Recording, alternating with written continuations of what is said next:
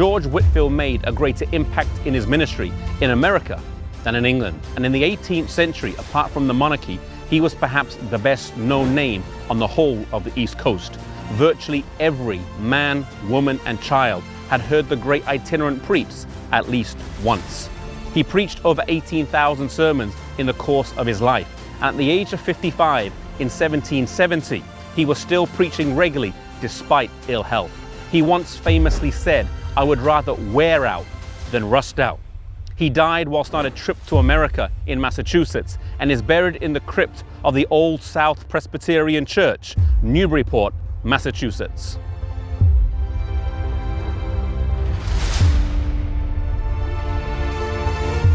John Wesley, on the other hand, chose to stay here in England, and through the course of his long ministry, he would have a huge impact here. After he settled in London, John Wesley lived in this house here. However, he spent most of his time away from here, traversing the country on horseback, preaching and visiting the numerous small Bible study groups that he had set up. Through the course of his life, it is estimated that he traveled over 240,000 miles on horseback, often reading as he rode so as not to waste time.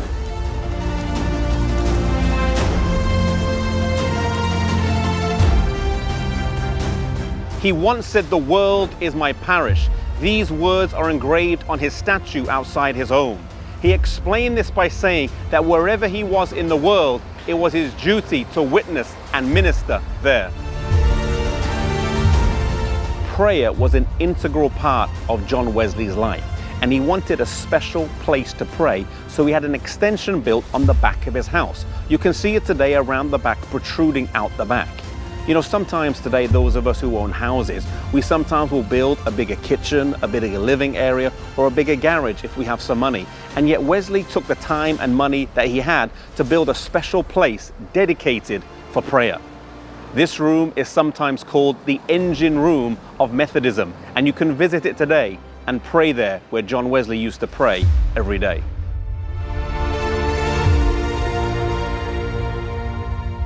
It is sometimes said that big things come in small packages. John Wesley was only 5'3" or 161 centimeters, yet he was a giant of a man. He never intended to start his own denomination, and yet the movement that started as just a collective of small Bible study groups mushroomed into its own denomination. He died on the 2nd of March, 1791, and as he lay dying with his friends surrounding him, he grasped their hands and said repeatedly, "Farewell, farewell." Then summoning up all his strength, he said, "The best of all is, God is with us." Then raising his arms one last time, he said, "The best of all is, God is with us."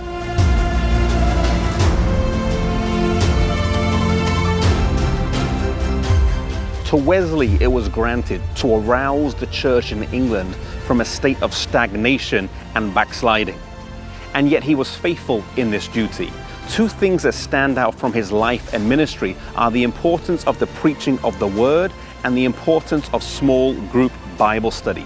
These two methods, I believe, divinely ordained, if done today, will cause the same revival in our lives and ministry that they caused back then. Wherever you are, whether it's preaching the word in your home church or in your home area, or whether it's doing small group Bible study in your family or in your home or in your workplace or amongst your friends, be faithful in doing these things, for that we can have the same revival that Wesley had several hundred years ago, and God can use those methods again today in our lives.